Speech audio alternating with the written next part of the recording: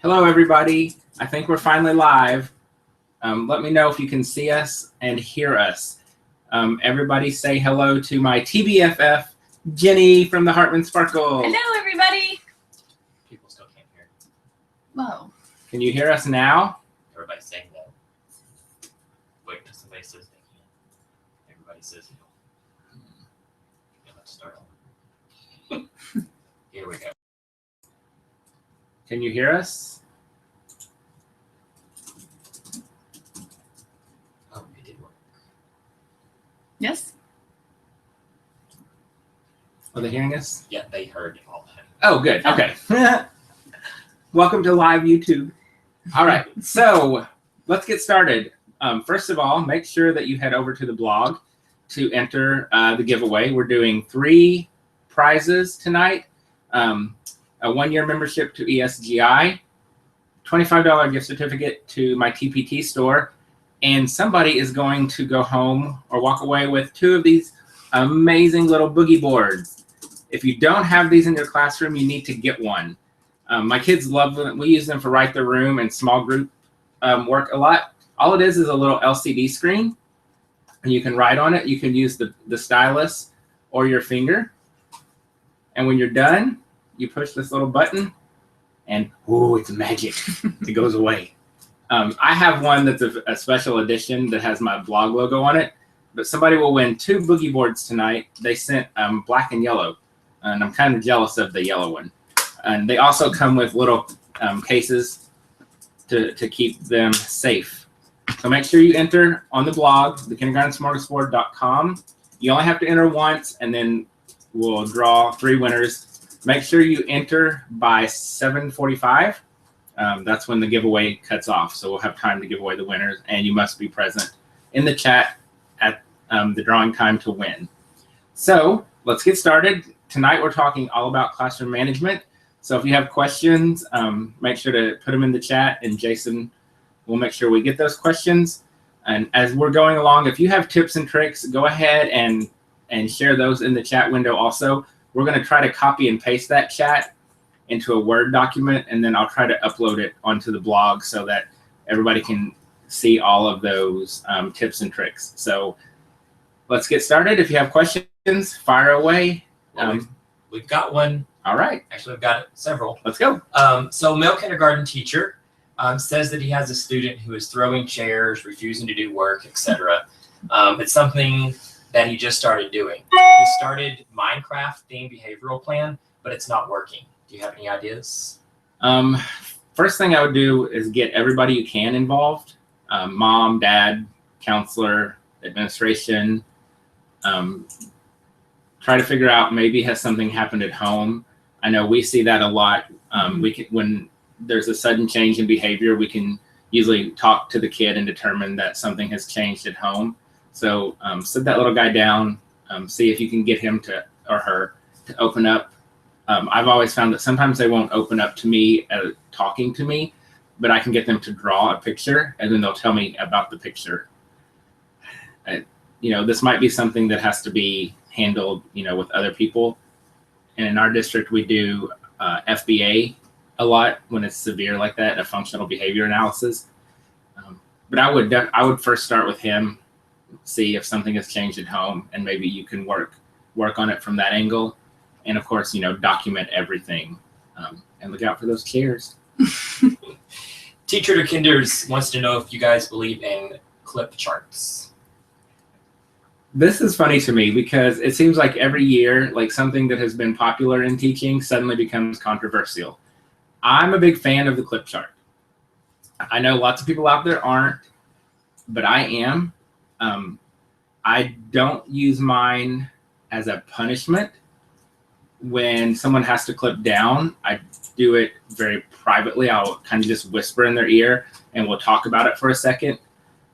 My clip chart is off to the side in the classroom, so it's not, in the middle of the room where everybody sees it. I like that it gives the kids some responsibility. My kids move their own clips. I don't move clips, so it gives them that little bit of ownership. It makes it easy for them to kind of monitor their day and see what's going on. And the other thing, it's great for parent communication. The parents of my kids in my class absolutely love it. They love that calendar comes home every day and it's colored, and they've got a little copy of the chart at home so they know exactly what was going on. So I'm a big fan. I think the ownership for the kids, the parent communication piece. I will say I've only had 2 kids this year get to red, and that was early in the school year. And after that, we've had nobody get to red. So I also think it's effective for the kids. So I don't know, Jenny, what do you think? I also use a clip chart in my classroom, and I have found that the days that I am aware of the clip chart and I'm actually having the kids use it, it tends to be effective. Sometimes with me, some days it'll be halfway through the day and everyone's still sitting on green and I'm thinking, oh no, I haven't used it yet. And so that's a good reminder for me that maybe I'm not taking the time out to, help my kids get up to the higher colors, or if there's a behavior problem going on, having them go down on the clip chart and then helping them to work back up to a color above green. When the school year first started, with the clip chart, I tended to, anything that would happen, I'd be like, clip up, clip down, clip up, clip up, down, clip up, clip down. And I kind of got annoyed with it, if you will, because I would lose track, or, then they'd be on orange or something. And then by the end of the day, there wasn't any more problems and their clip was still on orange. So for me, it's more about me being aware and reminding myself that I actually have this system put into play and being consistent with it. I do think it's effective too, and I do think it helps the children with having ownership for their behavior. I just have to work on being consistent with it, but I do use one. Moving on to the next question, Karen Wilbur says that she would love to know what you do for students who need extra or specialized behavior plans. What I've done in the past, I've done the sticker charts. Those tend to be fairly low maintenance and something the kids can handle fairly well. I'll tell you a kind of a not so good story about myself. I had a little guy 1 year in kindergarten who, for some reason, like he just didn't, it never like connected with him that he had to do what I told him to do. Like I would say, okay, sit on the carpet, and he would wonder, like he would get up and walk to the back of the room, like that total opposite. So with him, what I did, and I know this is not good, but it worked. Like I gave him until the count of 3, and if he didn't come to the carpet or do what I needed him to do by the count of 3, I would call mom. And after a couple of days, like we were making progress, so we cut it down to 2, like 1, 2. And after about 4 or 5 days of that, like he was on it. Like it just took a little, like a consequence for him, but only for him. Like it had to be that kind of severe to connect it with him. But so I do the sticker charts. I've done, we do at our school, we do the check-in, check-out. So they have their goals and the certain behaviors that they're working on, and they have somebody they check in and check out with. And that always seems to be very effective. And it gives them kind of that one-on-one attention that a lot of our kids seek so much. I don't know, what do you do? With one of my students in the past, I've one that I'm still currently working with. I developed a like smiley face, frowny face for each like subject area or time in the day, like whole group, small group, guided reading, centers, and it would just be that I have 4 categories, and it's completes work successfully without teacher help, doesn't complete work successfully without teacher help, and then the same for with or without teacher help, can they do it or not? And at the end of the day, we tally it, and we look at where we made good choices and where we could have made better choices. And I spend maybe 2 minutes with this student, and we talk about like things that we did really well and things that we're going to try to work on the next day. And what I found to be effective is if I focus more on the positive, and I can actually say, even though like it wasn't an awesome day, we still we still were able to accomplish this. And I get almost like a buy-in from them where they can see that I'm happy about what they've done well, that it's almost like they come back the next day, not all the time, but sometimes that they'll come back and they'll want to continue to like do better. And so that's been something that I found that has worked well. Although it's a lot of paperwork and time consuming, it does pay off. Naomi wants to know how you manage your books and your book bins. Her students are ruining her books. Welcome pages, etc. Welcome to kindergarten. It's a procedure and an expectation from the beginning of the year. We spend a lot of time early in the year talking about books and loving the books and taking care of the books. There's a book called, I may get the name wrong, but it's The Boy Who Ate the Book, or The Boy Who Eats Books. And it's about a little boy who eats the books. And so we read that at the beginning of the year. And, the kids are like, oh, God, don't eat the books. And so we use that as kind of our jumping off point to take care of the books. But we still have, every week I've got pages falling out of books. And, somebody will come up to me with their entire book bag empty. And they're like, well, where are my books? And I'm like, they're not my books. I don't know. So it's expectations, procedures, and, having those conversations. I have to say to my little buddy Dog Pound all the time, like, you have to take better care of these books. They're not our books. They belong to the school. We want them here for next year. So setting those expectations and having those procedures in place. But check out that book, The Boy Who Ate Books, or The Boy Who Eats Books. The front cover has a big bite missing out of it. So that's a great one to talk about taking care of books. Megan wants to know if you have any good strategies for an ADHD student. We were just talking about this at dinner tonight. A couple of things. Number one, having like a yoga ball for them to sit on, because it allows that constant movement.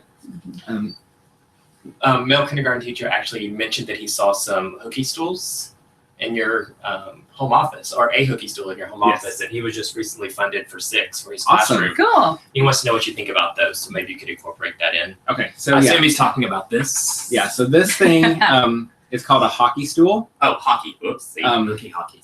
Hokey hockey. You can also get wobble seats. They're all kind of the same idea, but the way they're designed is that the bottom is rounded and it's rubber, so the kids can rock back and forth on it and wobble constantly, and it won't tip over. Now, of course, they could totally tip it over if they were meaning to, but it's pretty difficult. So a yoga ball or a hockey stool or a wobble seat is great because they're constantly moving.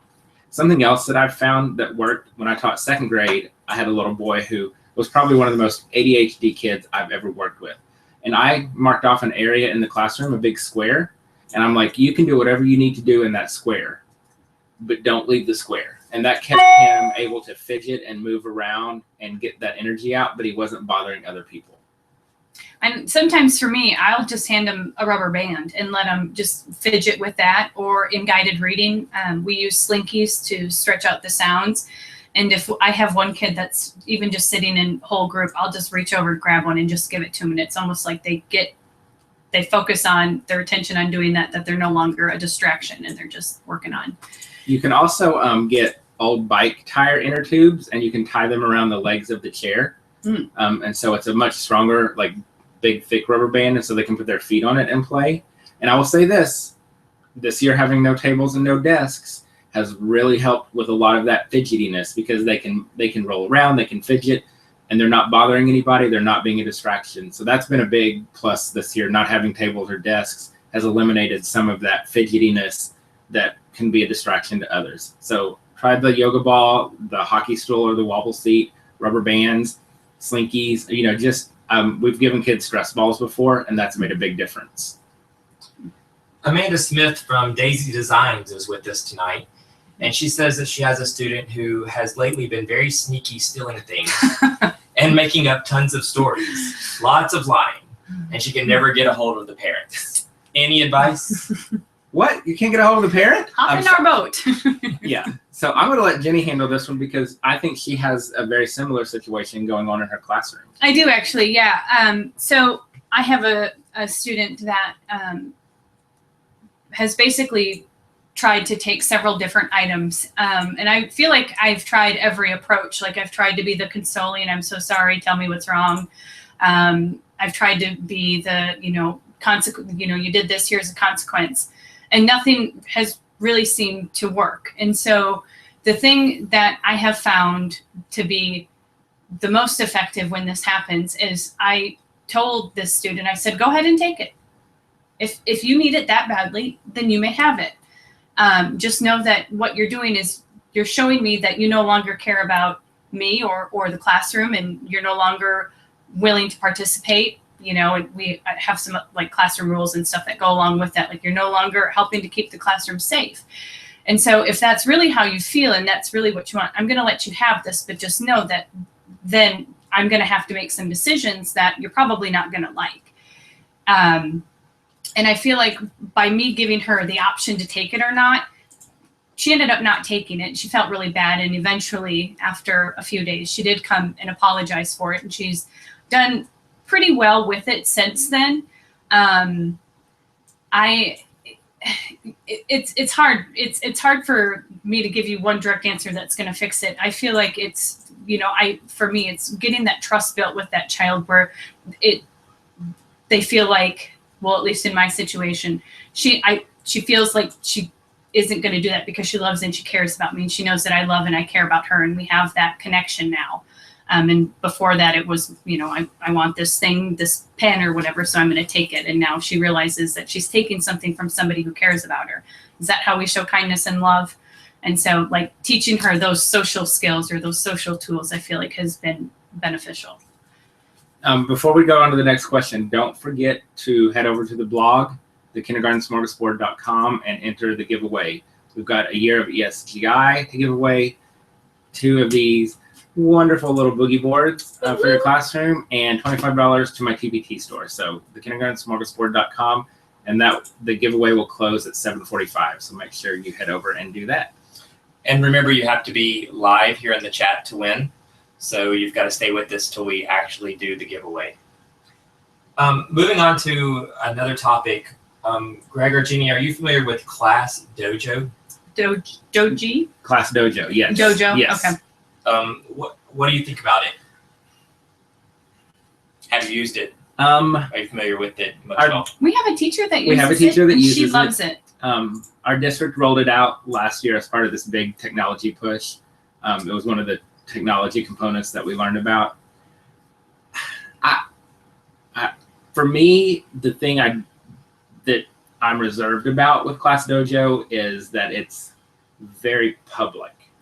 I haven't used it, but what I've seen of it used and what little bit of research I've done, it seems very negative sometimes. Maybe not negative, but very public. And so I have kind of a hard time with that maybe. But we have a teacher a couple doors down from us that she uses it, and she loves it. I know that like the parents are able to sign up and can immediately see if their kids are getting good points or if they're losing points. You can generate letters to go home, behavior reports. So I know that it makes parent communication really simple, and especially with the technology, the parents can see it on their phone instantly. But as for me, I don't use it. I'm very hesitant because of that negative public, that public part of it. It just makes me nervous, and so I'm not a fan. And yes, no. No, go ahead. Oh, I was just going to say, and for me with classroom management, the reason why I've probably shied away from it is I feel like it's just one more thing that I'm trying to implement that the kids have to figure out and learn, that I have to figure out, know that I have to stay consistent with. And for me, that's just something that my brain can't do. So I need it to be simple. And so I like to keep things simple with classroom management. Alan Lake wants to know if you're familiar with the Positive Behavior School Grant by the federal government. I have not heard of that. That's not PBIS, is it? I don't think it's PBIS. I think but I have not heard of that. So Alan, if you want to give us a little more information in the chat, that would be great. Yeah. So everyone in the room could learn a little bit more about that.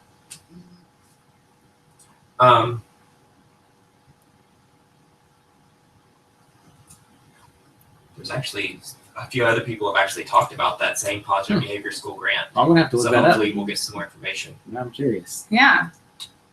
Okay, so we have people asking about the no tables in the classroom. They want to know how you thought of it, how you presented it to administration, how the students have reacted, how the parents have reacted, and how do you think first grade's going to react? Oh gosh, I think every time we've done submissions for Smorgie, the no tables, no desks comes up. I get emails about it. I get Facebook messages about it. I get Instagram about it all the time. So there's actually tons of research to support no tables, no desks. It's very Montessori. So you can, if you're interested, I have some links that I can email you if you just want to shoot me an email about the research. Aaron Klein at Kleinspiration has done no tables, no desks. And I thought, I wonder if that would work for kindergarten. So I think this year I thought, I'm going to do it. I'm just going to give it a shot. I have a very tiny classroom. I wanted more space. So I went to my principal and I said, so I have this crazy idea. And he's like, go for it. And I'm like, well, don't you want to hear the idea? So I ran it past him and he was like, absolutely, go for it. So I just did it. The parents have been great. The kids love it. Behavior is noticeably better. I think my kids are much more engaged and focused. I have a little boy that sometimes during calendar will get out a little carpet and lay in the back of the group and lay on his stomach and kick his feet. But he is interacting the whole time during the calendar process. Imagine if he were sitting at a table or in a chair with other kids and that fidgeting would be so distracting. The first grade thing comes up a lot. A couple of things, when we go to music or art or to guidance or the cafeteria, they're sitting in chairs at tables. So they're still getting the experience of sitting in the chairs and tables. They sit in chairs at home, at the dinner table for some of them. So it's not that, I don't think it's going to be a big issue because it's not like they're not getting any experience sitting in the chairs. I haven't heard any negative response from any of the special area teachers when they're sitting in chairs. I think it's just kind of a natural thing for them. A lot of our kids have some pre-K, preschool experience, so they've had some experience in the chairs. So I think it'll just be a pretty seamless transition for them. And next year, this one's going to do it.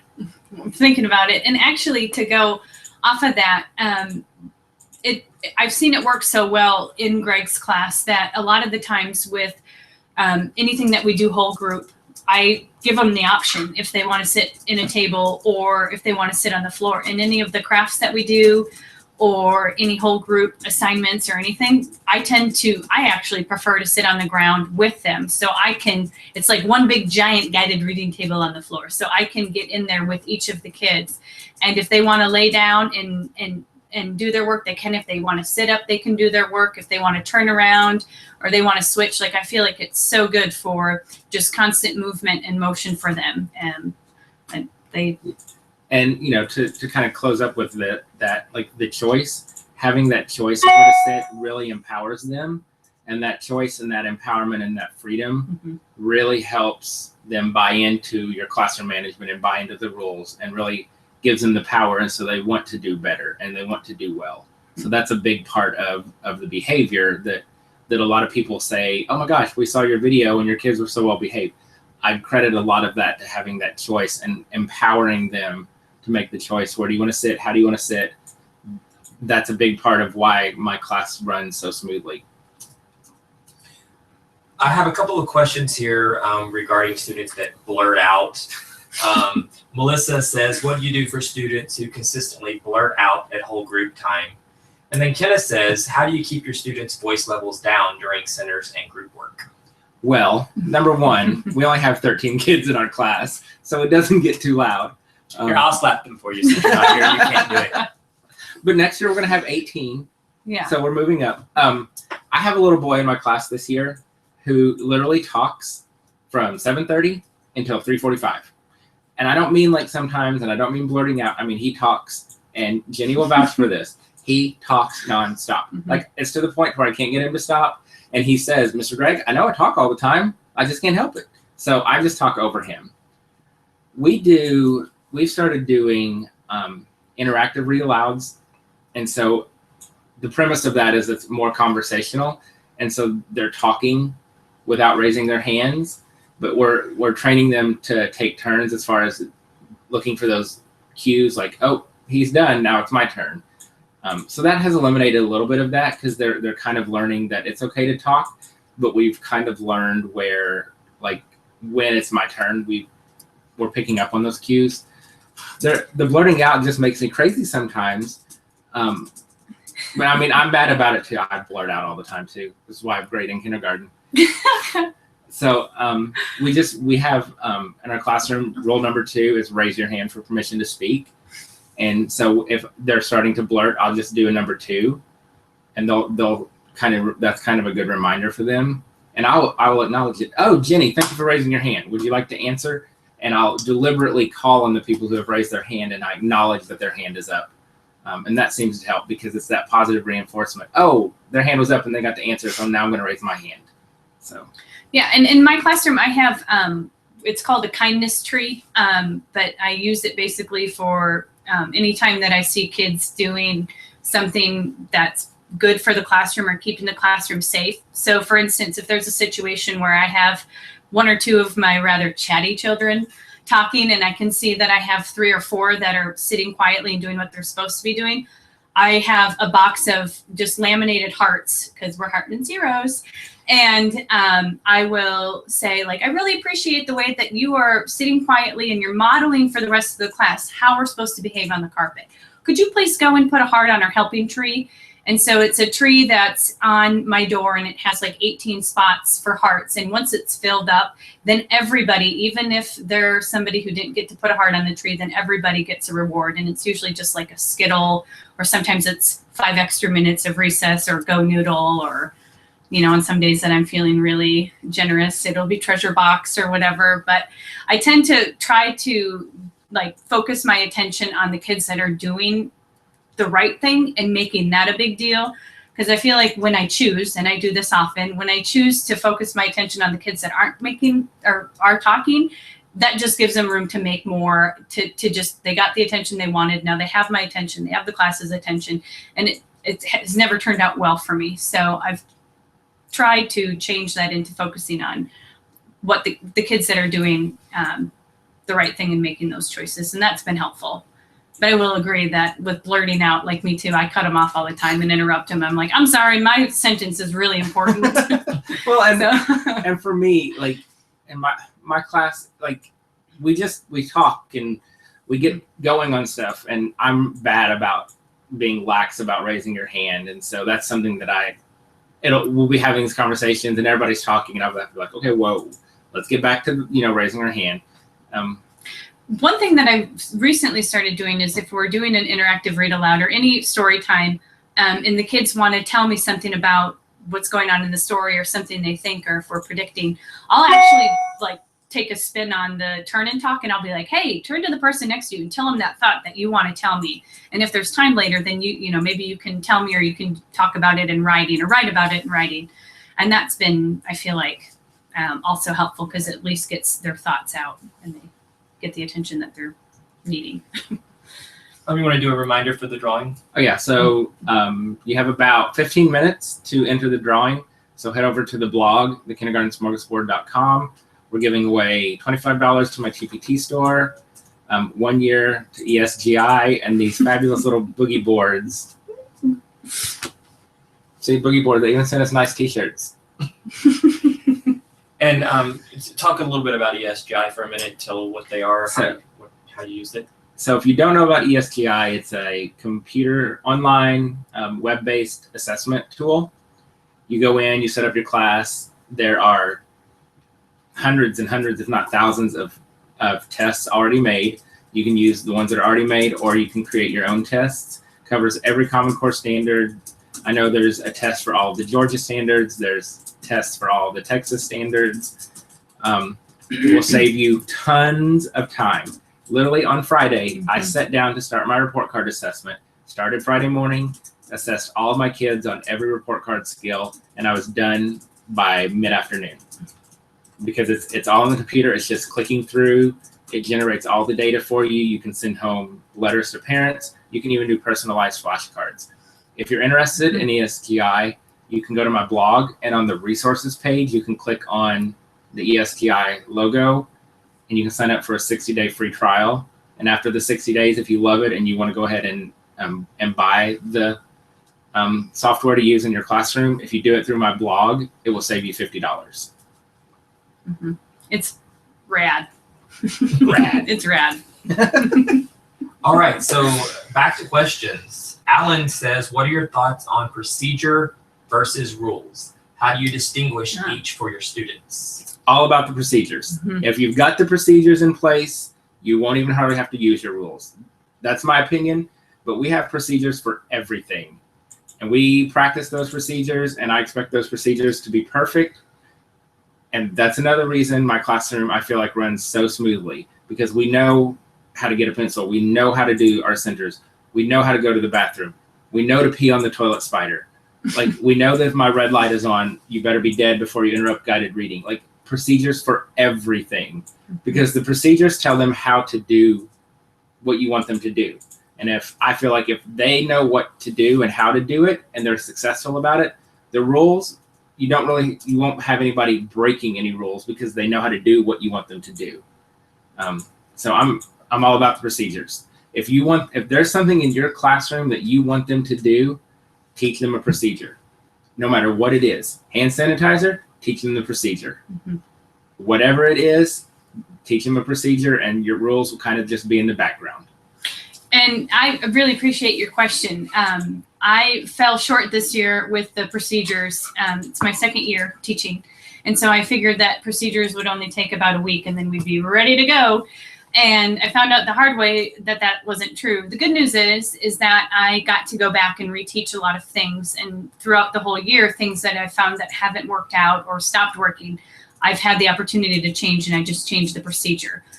One of the things that I think you actually taught us was to model for them the right way to do it, and also model for them the wrong way to do it, and then let the kids practice that. So, someone gets up and they show you the right way to do it, and another kid gets up and shows you the wrong way to do it. And they're laughing and they're loving it, and the kids are giggling.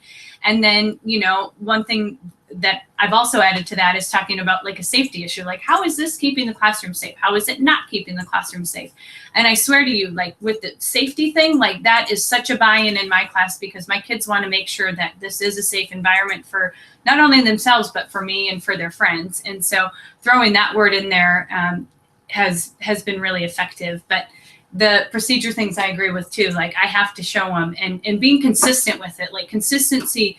And if they start falling short on it, then we have to go back and review. And for me, like just reminding myself, like they're 5, they're going to forget these things, or we've been gone for 100 snow days. So we need to practice these procedures. Literally. Yeah, we need to practice these procedures again. Because, the first day back, we went through the rules and we got to like rule 3. And I was like, oh, if the teacher doesn't know, then we should probably review them. So we went back and we all reviewed them. So And the thing with procedures is put in the time at the beginning, because it will save you so much time throughout the school year that by putting in all of that time up front, you're going to gain a lot more instructional time throughout the year. So really put that time in to teach those procedures. And if you see that they're slipping, stop and practice and get them back to where they need to be.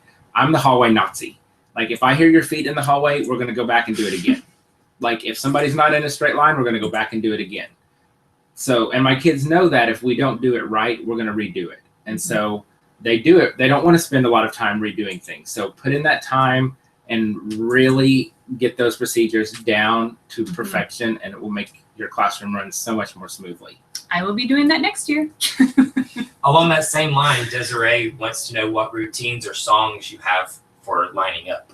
Mm. Oh, so in my class, we're of course Mr. Greg's mustaches. So our cleanup song is the Mustache Song by a group called the Funky Monkeys. And it literally is a song about a bunch of different mustaches, and you have a mustache on your face. And so my kids know that when they hear that song, that it's time to clean up. And if it's at the end of centers in the morning, they know that we're leaving to go to specials. And so they know to clean up, put their things away, and line up. We line up in number order, ABC order, so everybody's in the same spot every time, no matter what. Now, every day we have a line leader, and they already know who that is, because that was the person who was our student helper during morning meeting, wrote the morning message. So they know that that person's going to be in the front.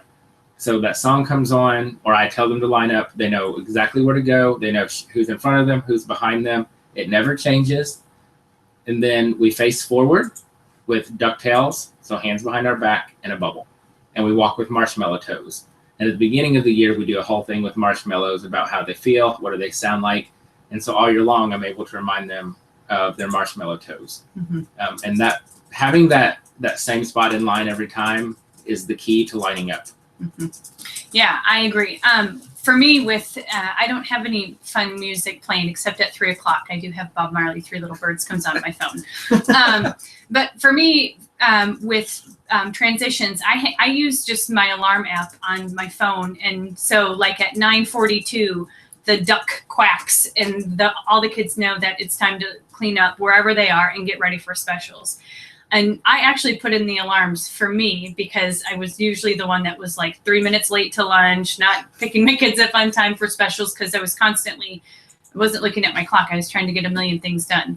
So I have used having the alarms in my phone, and they go off and the kids know all throughout the day. And that works in line order too.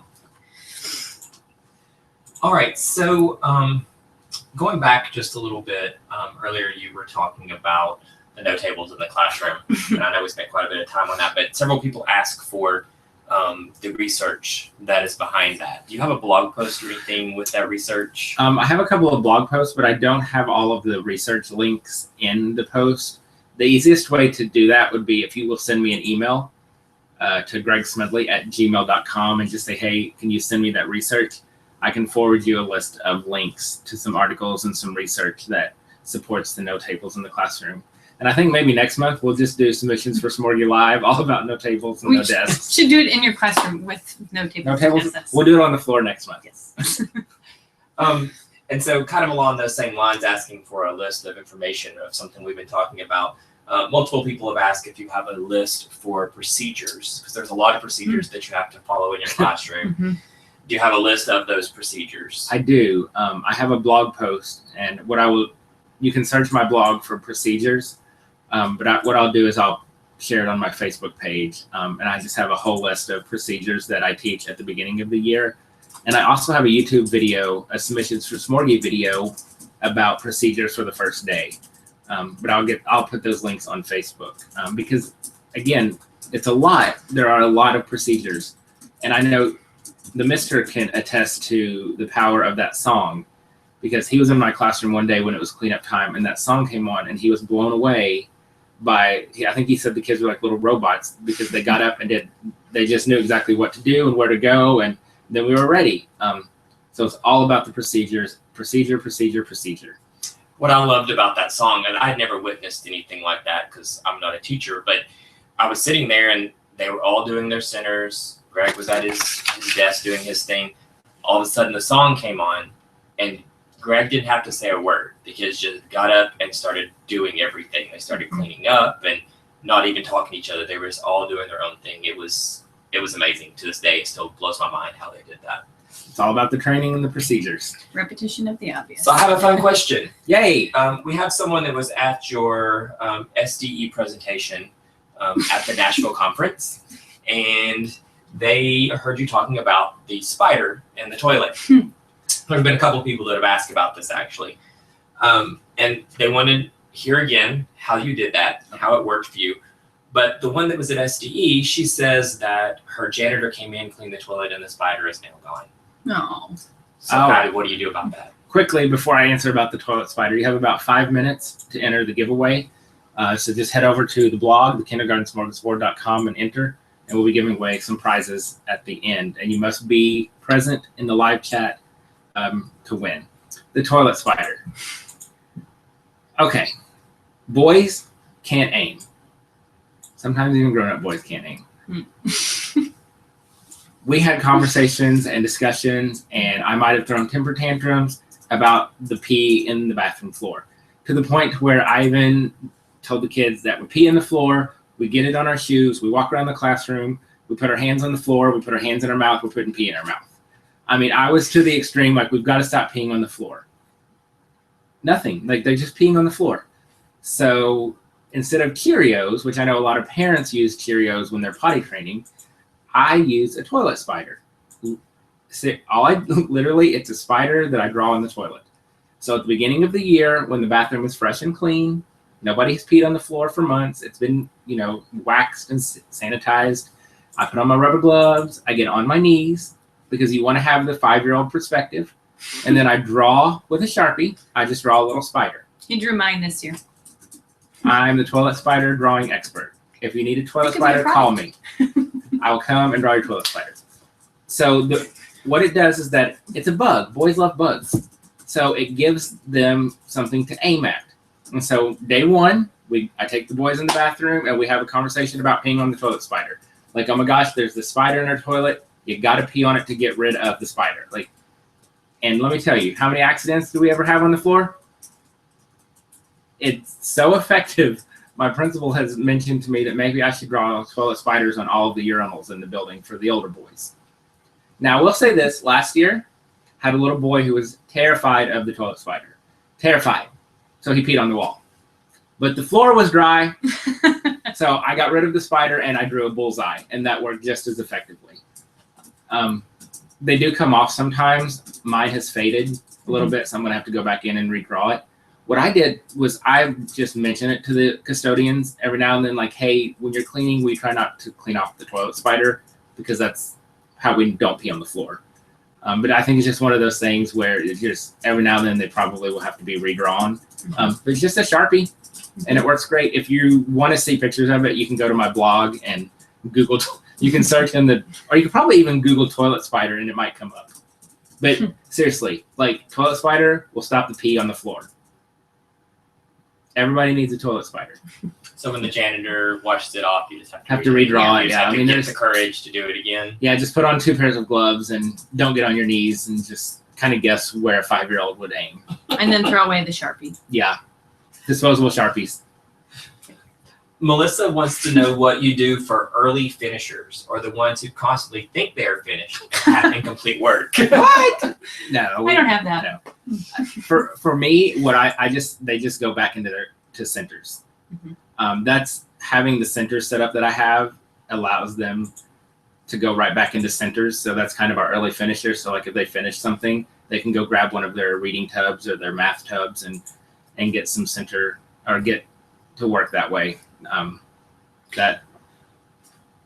Yeah, I have a couple girls that like to play teacher, as I'm sure a lot of us used to do when we were young. And so what I like to do with them is I will actually pair them up with kids that are either struggling or kind of off task. And I've, kind of redirected a whole bunch of times. And now I'm, doing something else, is I'll have those kids go and just make sure that they're doing the work the right way. And if they're not, help them to get back on the right track. I feel like peer-to-peer work is extremely effective.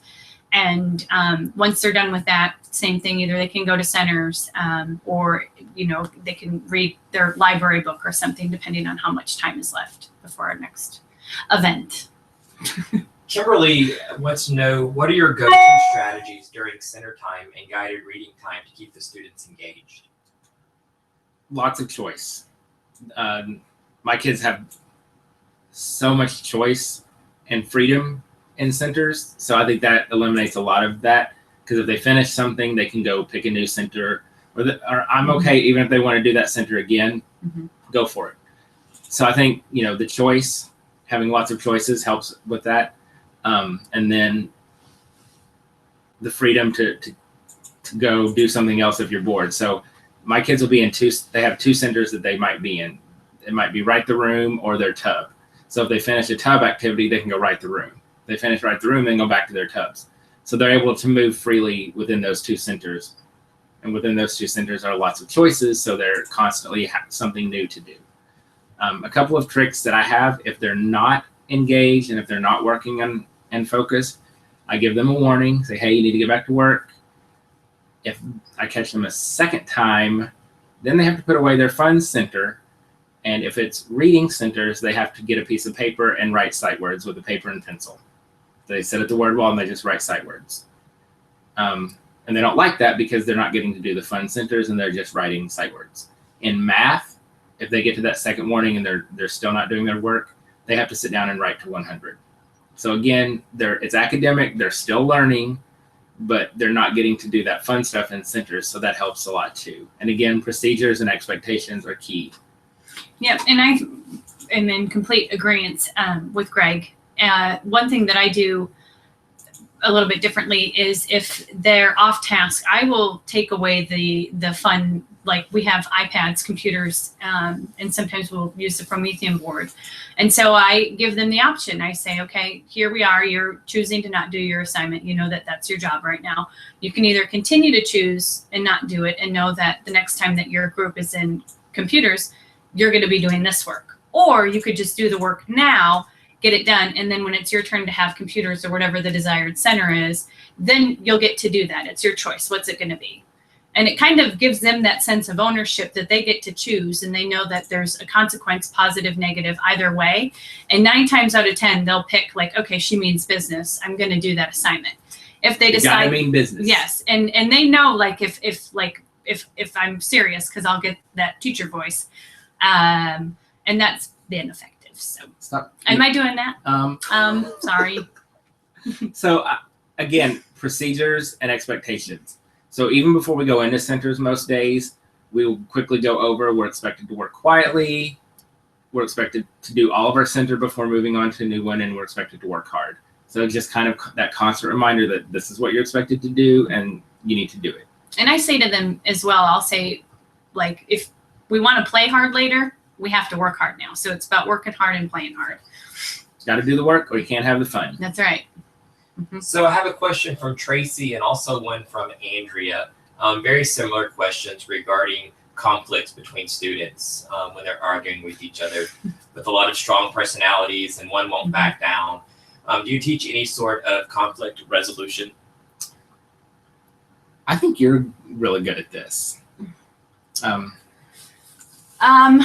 Let's see. What would be a good example of what I do? I have a few alpha personalities in my class, and what I try to do with them is I try to break it down into, how can I say this? I try to get them to each be able to voice what the situation is, why the other person listens. And a lot of times the kids will jump in and be like, but no, this, blah.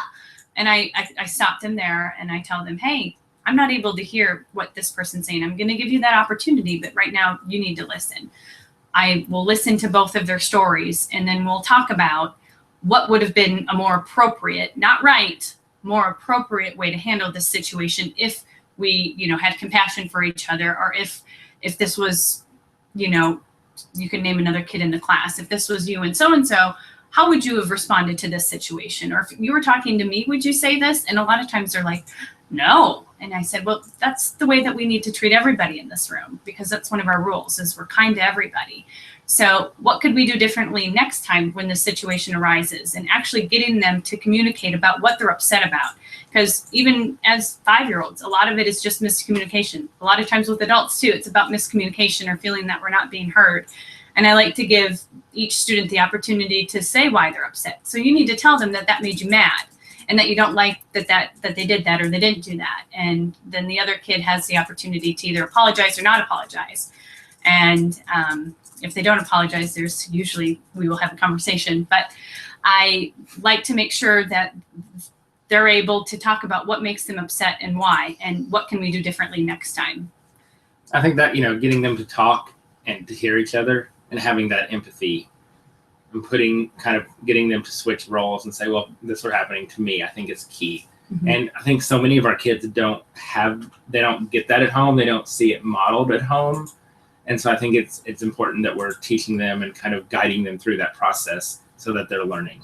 And what's awesome about this is after you've done it for a while, you'll hear the kids say, I did not like when you were talking to me that way. And next time I hope that you will talk to me this way. And you hear them saying what you've, been trying to teach them. And it's like they pick up that skill. So it's been helpful. Okay, so we're almost out of time before we have to do our drawing, but I've got a question here that I think is a really good one that I want to make sure we get in. It's from Jennifer, and she asked if you have any advice for extremely shy students who don't like to speak in front of the class or even answer questions in front of others. I have a little girl this year who is extremely shy. I don't push her. I don't. If she on the rare occasion that she raises her hand, I will make sure to call on her, but I don't just call on her randomly, and I don't push her. But on those few times that she volunteers and answers, we kind of celebrate that with her. And I talk to her a lot one-on-one, like trying to encourage her and build her up, and giving her, I know she loves to help kids tie their shoes. And so that's one way that she's kind of able to express herself a little bit. And so I just kind of focus on those things that she likes to do and give her every opportunity to do those things. So like, I refuse to tie shoes. I just don't. And I tell my kids I don't know how, but I always say, well, go ask so-and-so. But I think it's creating that safe environment and making them feel safe and embracing that shyness and not pushing them and forcing them into doing something that they're not comfortable doing. And over time, they will slowly come out of their shell. She's so funny that when I show up dressed up in costumes, which happens quite a bit, she gets so embarrassed that she does this. She won't even look at me. That's how shy she is. So, but it's a matter of just letting them come into their own and not forcing them, because then if you force it, or if you're constantly harping on it, they're just going to go more and more inside of themselves. I know we're running out of time, but I want to make sure I throw two things out there about classroom management. Number one, go buy yourself a wireless doorbell. Seriously, best thing ever. They're like $10 to $15 at Lowe's, Walmart. It comes with the button that you would normally like attach outside of your door, and then the receiver, which just plugs into a standard plug-in. That's our quiet signal. I don't clap. I don't raise my voice. I don't flick the lights. Anytime I need them to get quiet and pay attention to me, I push that bell, the button, and the doorbell rings, and they freeze. Hands go in their laps. They stop moving. Their bubbles go in, and they look at me. Again, it's a procedure that we learned at the beginning. It's an expectation, but that doorbell is phenomenal. I've hot glued it onto a clothespin, and I just clip it onto my lanyard every day, and so I have it with me wherever I go. The best part is you can go out in the hallway or go next door when you have to go visit your TBFF because you haven't seen her in 10 minutes, so you have to go visit, because they won't tear the wall down between our classrooms. We're going to get a fish We're working on this. But you can be like in the next classroom over and touch that button, and the kids are like, oh God, what's going on? What's going on? Well, and I use it too. And what's funny is if my class hears it go off in Greg's room, they get quiet. So it's a win for me. Yeah. So wireless doorbell will change your life. The other thing I think is so important that we often overlook when we're talking about classroom management is the power of relationships. You have to build relationships with your kids in order to get them to buy into what you want to do. I think more than any rule, any procedure, any wireless doorbell, any toilet spider, you have to have those relationships with the kids. Once you've built those relationships, and Jenny mentioned this several times, having relationships with those kids, and that behavior will change. They have to trust you. And most importantly, they have to know that you love them and care about them and want nothing but the best for them. And once you've got them to believe that and to know that and own that, the behavior stuff will most of the time will fix itself and improve. It's all about those relationships. And I always tell people, y'all know about my friend Fire Drill. If I had not built the relationship with her that I built, I never would have got her to walk in a straight line. I never would have got her to read on grade level. It's all about the relationship. You have to take time to get to know the kids, get to know their home life, and love them. And once you've done that, the behavior stuff will come. Even on the days that you don't want to. I know for me, there are days where I'm like, I am so mad at this situation or this kid. I just burst. And that's usually the time that they need me the most. And one of the things that I've learned most recently is about keeping self-control, like without me losing my cool, like keeping calm and realizing that when I lose control, I've made the environment not safe. So of course they're going to become reactive. So, putting it back on me and realizing, okay, I'm the adult. I need to get control of myself, number one, and number two, make sure that my kids are in a safe environment. And it's, getting that buy-in from them that I tell them, like, no matter, there's nothing that you could ever possibly do that's going to make me stop loving you. I will be mad, yes, but I'm never going to stop loving you. So when they finally realize that, I feel like the relationship always has blossomed. It's a game changer. Mhm. And everybody needs a TBFF next door so that when you're mad and frustrated, you can go next door We cry. and cry or use their laugh. bathroom, or she gets all of her kids to scream with you so you can scream out your frustration. So Yes. you got to have a friend to go to. All right, so I think it's about time for the giveaway, but I do have to say a big shout out to my friend Robin. Robin, we love you. We hope you're feeling okay. You gotta come and say hi to Miss Robin. And I don't do that very often, so Robin, you're special if I get on camera. And thanks for having me. Yeah, thanks for coming and playing along. So this is, everybody go visit the Hartman Sparkle on Teachers Pay Teachers. She's starting out with clip art, and it's sparkly. Lots of glitter, yo. You know how we love the glitter. Mm-hmm. All right, let's give away some prizes. Should I do a drum roll? Yes, you should do a drum roll. Brrr. All right, here we go. What do I want to give away first? Let's do the gift certificate first. All right, $25 to my TPT store. If you're the winner, I'll say your name and part of your email. And if you can, quickly type something to Jason in the chat so we know you're here. Jenny Hartman. And the winner of the $25 to my TPT store is Nanette Fantuzzi. And I know I totally butchered that, and I'm sorry. Nanette, your email starts with PONAF68. So Nanette, if you're here, message Jason in the chat real quick, and we'll get your details, and I'll shoot you an email about what to do. All right, congratulations, Nanette, $25 to my TPT store. All right, what's next? Next, let's do ESGI. All right, so this is 1 year to ESGI. That's a $200 value. It will save you, I think ESGI says that it saves teachers about 400 hours a year. I'm a big fan, huge believer. If you want to know more about it, just message me. And the winner for ESGI is Katie Birkin. And your email is K13Birkin.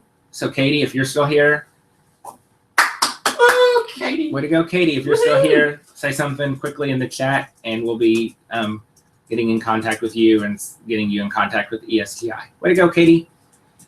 And finally, somebody's going to win 2 of these awesome boogie boards. If you don't win and you're interested in these, you can get them on Amazon. Randomly, Costco has them. I think Sam's has them. Sometimes Joanne Fabric has them. So they're available anywhere from about $15 to $25. Sometimes you can get them on clearance for cheap. And again, all it is a little LCD screen. And so you write on it. And then it has a little button. And you push that little button. And boom! Oh, it's magic. It goes away. Fun. These are great for small group or for write the room activities. So somebody's winning 2 of these. And that winner is Tara Brown. Tara, if you're here, say something to Jason in the chat, and we'll be sending you an email and getting your information so we can send you 2 boogie boards. Woohoo! So Nanette, you won $25 to my TPT store. Katie Birkin, you won the 1 year to ESGI. Actually, hold up on ESGI. Katie Birkin already has ESGI. Oh. And she is so kind that she says to please go ahead and give it to someone else so that they can enjoy it. You're Well, so you know nice, what, Katie, you can also have $25 to my TPT store. So there you go. Thank you, Katie. All right, so let's see who else is going to win ESGI. Oh, no whammies, no whammies. Woo! Cindy, your email is MORISAK. So Cindy, MORISAK. You have won 1 year to ESGI. So if you're here, say something to Jason in the chat, and we'll get in touch with you. What was the name again? Cindy. Cindy? Yeah, there's no last name. The email is MORISAK. So Nanette and Katie, you won $25 to my TPT store. Tara Brown, you're getting some awesome boogie boards. And a big shout out to the people at Boogie Board for sending over the boards to give away and our fun t-shirts. They're a great company. Great little product. Your kids will love it if you have them. If you don't, check them out. And Cindy, congratulations on ESGI. So big shout out to my TBFF for hanging out with us. Yay. She did a great job. She's been super nervous. Sorry, I said a lot. We said a lot. I said a lot. I'm gonna have to do one of those little things that shocks me every time I say But anyway, so fantastic. How awesome is she? And how lucky am I that I get to work next door to her every day? It's a constant party in our hallway. And we really are lobbying to get rid of the wall between our classroom. We're this close. I'm trying to convince my dad to just come in and take out the wall, but he won't go for it. Come in like a wrecking ball. So, yes. So anyway, thank you guys so much for joining us. I hope we answered your questions. I hope you walked away with some new ideas that you can use in your classroom. So we're going to try to copy and paste all of the chat, and I'll post that on my blog so you can get anything that you missed, anything that was shared in there. And as always, if you need anything, if there's anything I can do for you, if you ever have questions, shoot me an email, gregsmedley@gmail.com. I'm on Facebook, Instagram, Twitter. So keep in touch, and I'm going to enjoy the rest of my spring break. Woo! Bye, guys. Bye. Thanks.